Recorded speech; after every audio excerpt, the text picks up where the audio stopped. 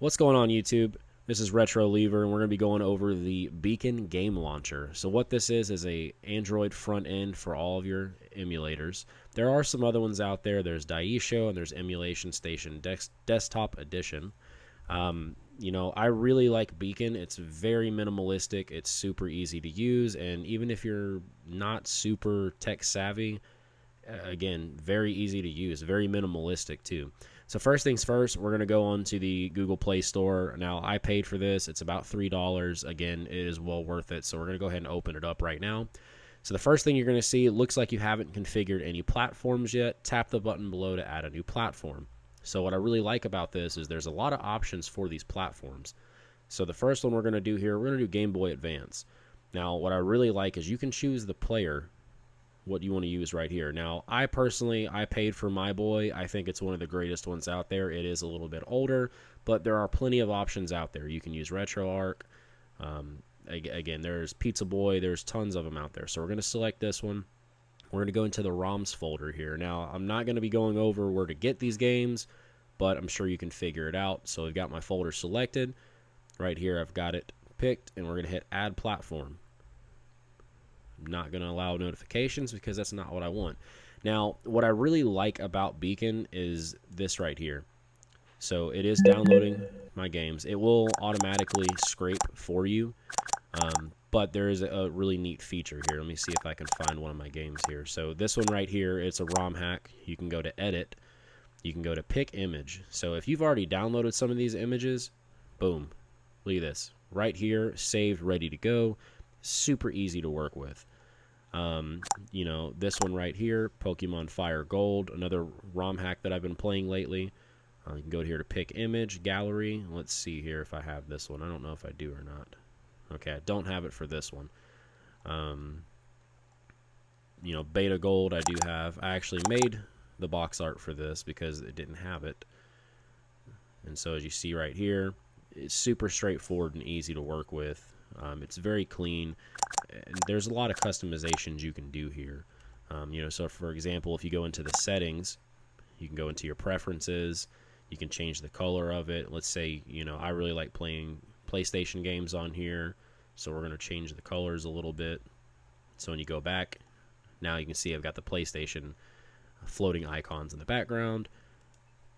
So again, this is a very, very easy to use front end. So if you're not very familiar with a lot of things, again, this is the easiest thing. And this isn't a super perfect setup guide, so please bear with me on this. But, you know, again, just to kind of get you going, this is going to be it. Now, something to note, if you are using an older emulator, like I am, whether it's my boy or my old boy, you're actually going to have to do something, because if you watch right here, let's say I want to play Pokemon Emerald. Failed to load game. It's actually not going to do that initially. So what you need to do is you need to go into the settings here for your GBA, and you need to scroll down to where it says advanced. And instead of file handling being default, you're going to want to set that to standard. So when you save it going forward now, as you can see, it'll load the game no problem. Now you're going to have to do the same thing for some of these other ones, like my old boy. If that's one of them that you're using, whether it's the free version or not, you're going to have to do that. But again, this is just a quick little setup just to show you what it looks like. You know, I didn't really plan on making a full-length video on it because it is pretty straightforward. And even if you're not tech savvy, again, this is very easy to use. You know, so again, I really recommend it. You know, and one other really cool thing that I do like about this is how minimalistic you can make it. You know, let's say I don't want all these other options showing here. You know, you can even change the font, as you'll see right here. We're gonna, you know, I can change it into this. Oh, I selected that twice. You know, you can change the font to whatever you want. So you get a little more customization, and the best thing about it compared to like Daisho, that's a really good one. You know, the themes are awesome on there, but you're very limited, and even if you don't really know what you're doing, you can get overwhelmed very easily. You know, and I think this is a good alternative. And you can also do this. I didn't mention this earlier, but I will now. When you go in here, how do I do this? It's been a second.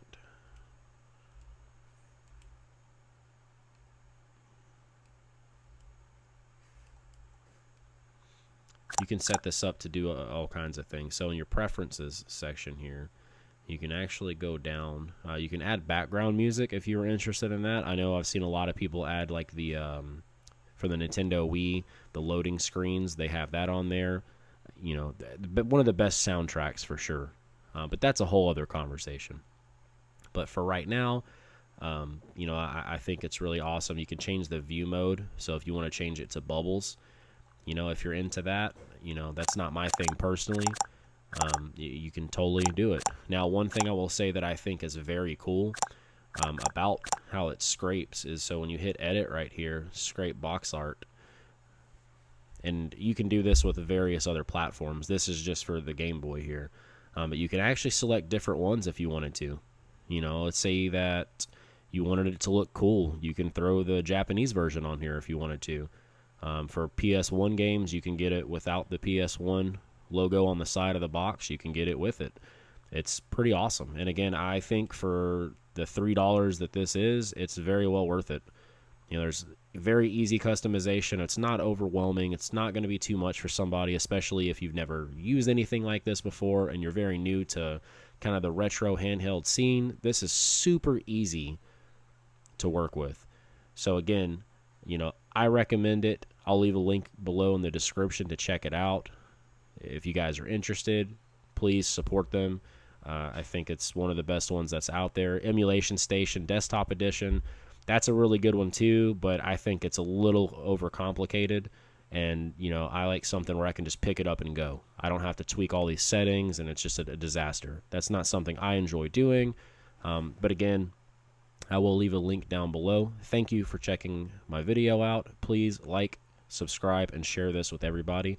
Thank you so much. I hope you guys have a great day.